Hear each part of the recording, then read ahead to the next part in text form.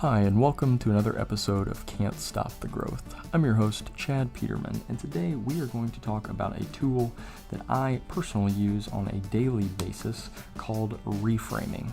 This is a concept that I first learned about through Tony Robbins in one of his books, really how it helps me frame my day and overcome what could be looked at as negative situations or situations that may challenge our overall state within the framework of a day. Really excited about this. I've got some audio for you from a future leaders meeting that we had here at Peterman Heating, Cooling, and Plumbing, where we talked about reframing and then the concept of what I've kind of termed pre-framing and how that is so very important when it comes to leadership. So without further ado, we'll jump into the audio. So this tool is probably best explained, and our industry is like one of the best for examples. So obviously in life we are presented with so many situations on a daily basis. Situations, issues, whatever it may be, you're presented and you can view that in a number of different ways. And so the one that comes to mind is someone has a busted water heater. They can't take a hot shower. That stinks. We say, yes, we're here to help. There again, same situation, different points of view. Well, the cool thing is we could always change our point of view, couldn't we? Think about if you worked here and your furnace goes out. While you may have the satisfaction of knowing you can call somebody, it also may stink because, well, crap, that's another thing I have to deal with. Whereas if it wasn't you, well, that'd be a positive because you work here. So understanding, and this kind of goes back to taking responsibility, understanding that you can reframe stuff is the key to unlocking the three things of no failure, everything happens for a reason, and taking responsibility. You know, we frame things all day, every day, if you think about it. And we frame them based on what we've experienced in the past, what may be going on now. I mean, who's framed like a positive situation after 3 negatives happen? That framing of what you would normally frame as a positive situation often becomes a negative. It's called having a bad day. I mean, think about it. One thing goes wrong, then what happens next? Next thing goes wrong, next thing goes wrong, and you start noticing every little thing going wrong. That on a normal day, if you would have started off as a good day, you would have never noticed those things at any point in time. But you do because that's how our brain works. Our brain works from what have we seen in the past, what's happened, what do I have programmed into me, and then this is how I will respond to this situation. And Tony talks a lot about what he calls kind of the 2 types of reframing is context and content reframing. And in that, so examples of a couple, which these ones I kept coming up with examples which are good. So, you know, on a content or context level, the reframing of situations. The biggest thing with reframing is you're really trying to put yourself in a more resourceful state. So Tony talks a ton about state. He has like priming and different techniques that he uses that put you in the right state and then keep you in that state. Well, obviously, we're going to go through the day. Not every day is going to be like perfect. It's not all going to be roses. Like we're going to run into some stuff. We're going to run into some situations. We're going to run into some bad stuff. But the cool thing is we can reframe those situations to learn something. We can reframe those situations to realize that there is no failure. We're only learning. And on the context side, examples from our industry were and things that I oftentimes hear. This tech doesn't know anything. You're green guy. Don't know what I'm going to do with him. He's an idiot. Can't figure out anything. Well, does he not know anything? Or could we reframe that as, well, he's a blank slate, doesn't have any bad habits. I can teach him from here. I can build him up just how I want him. There again, we can take the negative approach, which I'm going to guess probably is not going to serve us. You're going to probably be looking for another technician who is probably also inexperienced. And then if you have that outlook, more than likely, guess what's going to happen next time? Same thing. Same thing. The other one is, I don't think they have the skills. I just have to let them go. Let them go. Yep, ain't gonna work. Well, are they not gonna work, or maybe do we got them in the wrong spot? We can view it one of two ways. Maybe we could find out what they're passionate about and move them to a spot where they'd be more resourceful. Or maybe it's a great opportunity to learn something by teaching them something. When it comes to context reframing, I think this is extremely important as a leader. Now, there again, I'm not saying everyone that you work with is going to just be a rock star. What I'm saying is the ability to reframe in the context of the situation is ultimately going to make you a better leader because you're open-minded. The worst thing that I can see is a close-minded leader. Like, if you're close-minded to there are no possibilities, there is nothing else out there, you're going to struggle. And there again, a lot of close-mindedness is brought upon by communication. And we've got to communicate properly in order to reframe in that context. And you can get to a lot of reframing by just simply communicating. And sometimes the reframe is, excuse me, more so the failure to reframe keeps us stagnant. We're here. Whereas if you're constantly reframing and shifting, you can constantly be moving forward.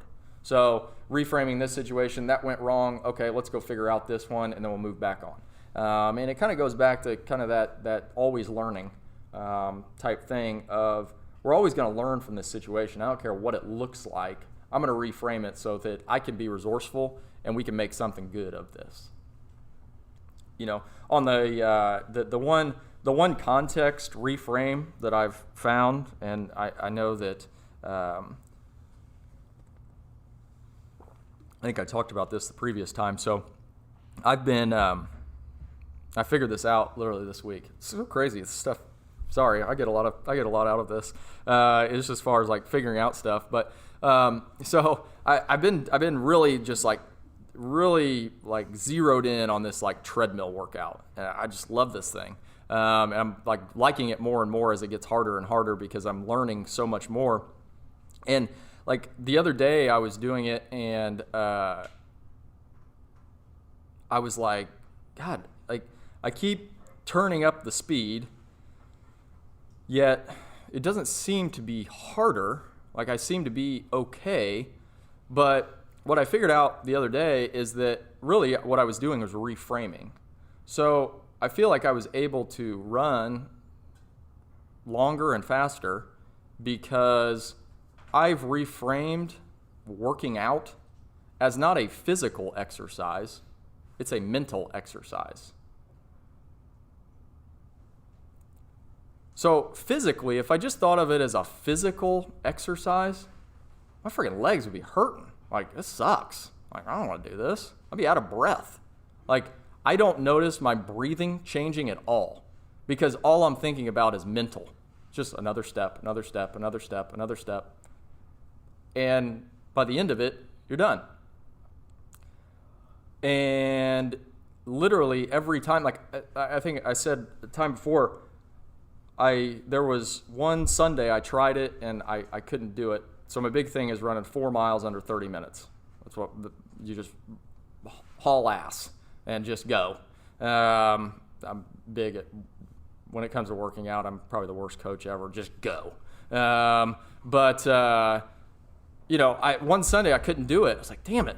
And then like that Thursday, all of a sudden I just did it. Well, I was in no better shape. It was just all mental. Like, it's just mental, especially when you're missing it by a couple seconds. Well, now like I'm like reducing my time down. So like the other day, like what was it, Tuesday, I did like 28:53, like rolling. I'm like, okay, now we go. But my legs didn't hurt. When I got done, I wasn't breathing heavy. It was like, oh, okay, perfect. Now I haven't been training. I've been doing this for like 3 weeks. So it's not like, and I don't do it every day. I just do it like a couple times a week. And so I'm not like in this, I'm not like a crazy runner. I don't even like to run. But what I found is it's like so challenging on the mind because the time is there and it's literally just like, I can do this. I'm not going to fall down off the treadmill. I'm not going to do anything like that. I literally just have to keep moving. And to me, reframing it as a mental thing, my brain doesn't hurt. Like I can do this. Just keep going. Just don't stop. And to me, that's really like the essence for me of a context reframe, and the unlock of, yeah, something may be hard, but can I reframe it so that I can move forward? He also talks about like a content reframe. And there again, we see these like all day, every day. This is advertising 101. I mean, they frame stuff, they frame products in a particular context so that we want to buy that product. We want to be that person who's using that product, whatever it may be. And so, when I talk about content reframe, I always think about like political television, MSNBC and Fox, that the same thing is happening in the world, yet there's two drastically different views. Is something happening in their world that's not? No, same thing, but different perspectives on what's actually going on, which I find just mind-boggling. Thus why I don't ever watch either of those stations. But the biggest thing is reframing allows us to be in a positive state. It prevents us from being negative. Why would we want to reframe? Well, because I don't want to be in a crappy mood. So what can I learn from this? Is this a crappy situation? Yeah, it is. But what can I do? How can I reframe this to make it a positive? Something's not going right. Process sucks. Get it. What can I do to reframe this situation and make it a positive? Let's move forward. Why would I want to allow something, whether it be here or in life or whatever, why would I want something to like affect me negatively? That just stinks. Like I got in trouble the other day. My wife and I went out to lunch and I was trying to ask her some questions about something. She goes, please just stop. I'm hungry and hot. And I go, yeah, just breathe. You'll be fine. Just calm down. Reframe. You're good. That didn't work so well. Don't try that one. But I'm a big believer in it. I mean, you get in a hot car and it's like, oh my God, this is awful. I just reframe it as, this is pretty cool. Calm. It's great. Nice to be hot. I'm good. Yeah, she is not in the, she's not, I've got to work on the reframing there. Do not try that one. It did not work well. So examples, real life examples on a daily basis. But, the great thing is about reframing is it puts you in complete control of your life. You're in complete control. So if you see someone who is negative all the time, guess what? They can't reframe. Terrible at it. Positive people, they're reframing all the time. We're all facing positive and negative situations on a daily basis. Just because someone's positive all the time doesn't mean that everything falls in line for that person. It just means they refuse to let anything negative into their life. And the great thing is you have the choice to do it. It's uncomfortable because it's a whole heck of a lot easier just to be negative about it and feel sorry for ourselves. Well, we don't need to feel sorry for ourselves. reframe it. It's positive. One of the things I took out of here most when it comes to reframing is something I kind of retermed pre-framing. So obviously, as a leader, understanding that not everybody is going to reframe. We don't have like, if we had a bunch of reframers, like we'd be sky high, but we don't have a bunch of reframers. We've got some people who struggle with reframing. We got some people who've never heard of that. We've got some people that are, negative most of the time, whatever it may be. There again, in order to be a good leader, you have to understand that not everybody's going to be a good reframer.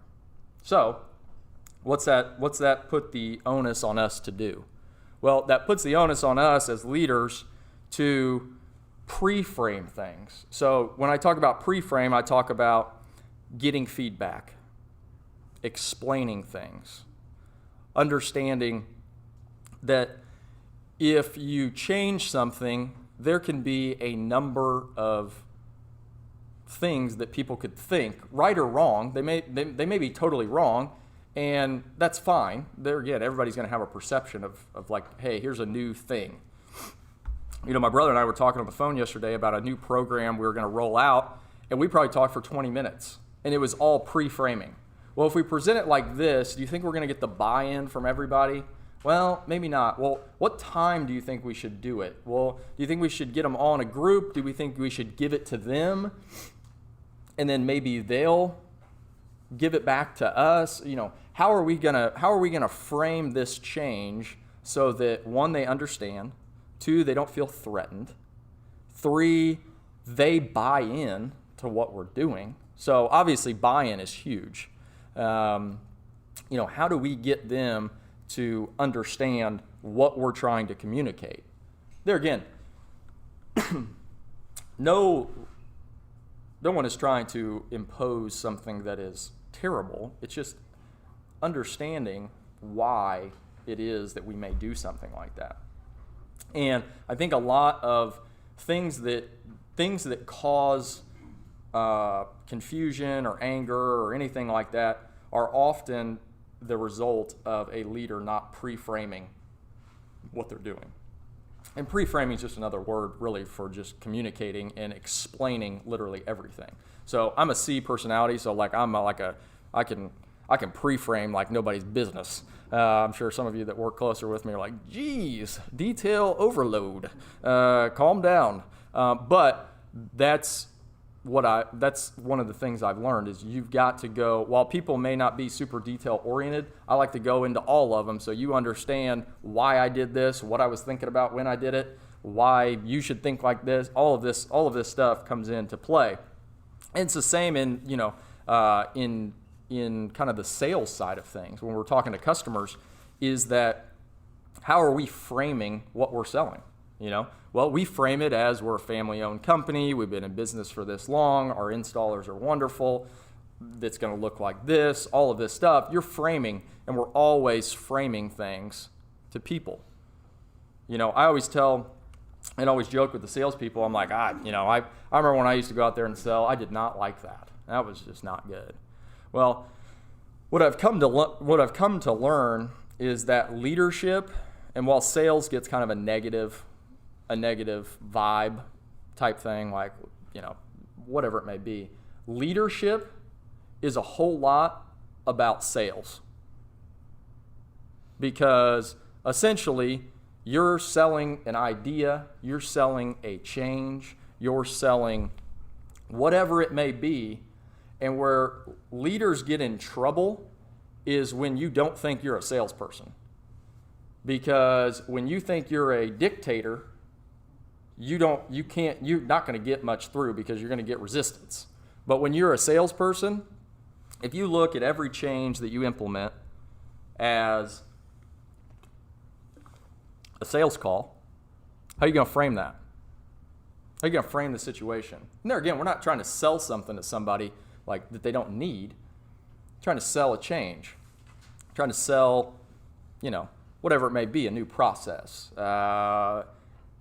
Any and everything there. you're selling. You're always selling. And then I got to thinking about myself. I'm like, I always say that I didn't like that, but crap, that's all I do every day, is just selling stuff, coming up with new ideas and saying, well, this is kind of wacky, but let's give it a shot. But a lot of that comes into framing and how you as the leader frame something. But that's also two-sided too. So,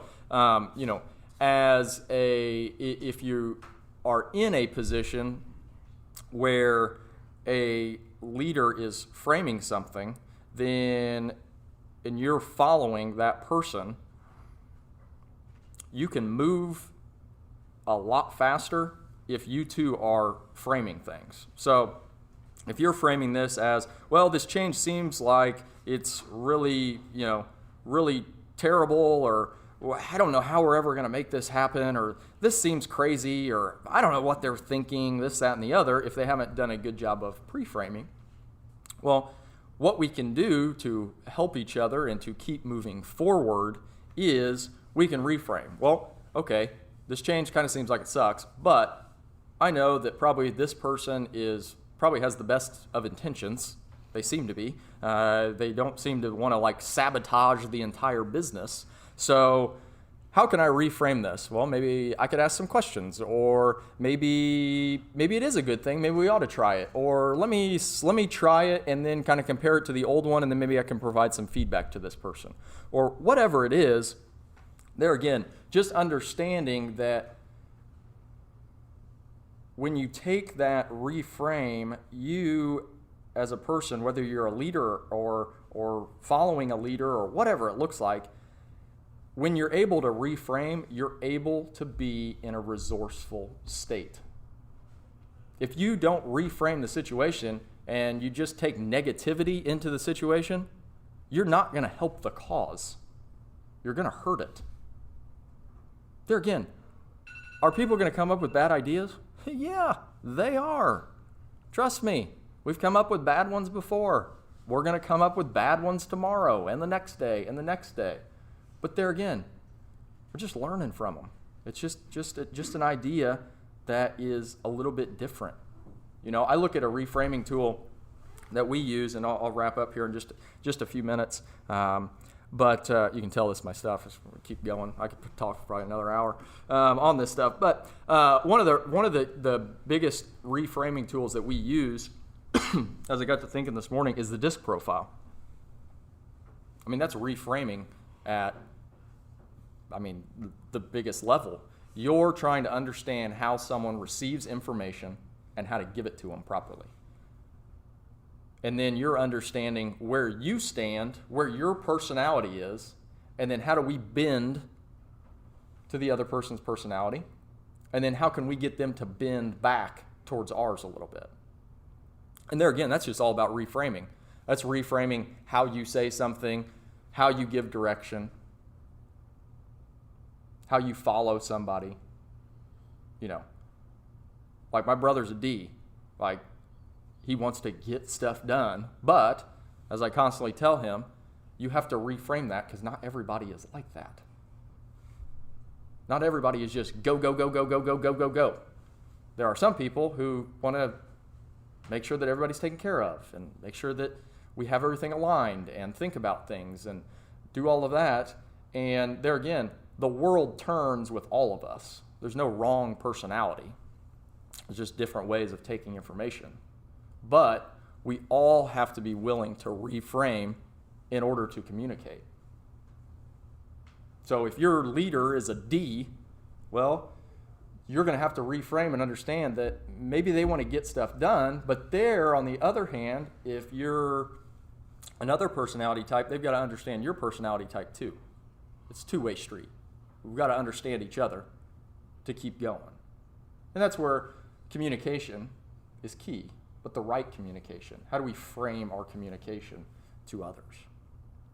So there again, my biggest thing is the reframing tool, or pre-framing as I kind of call it, are all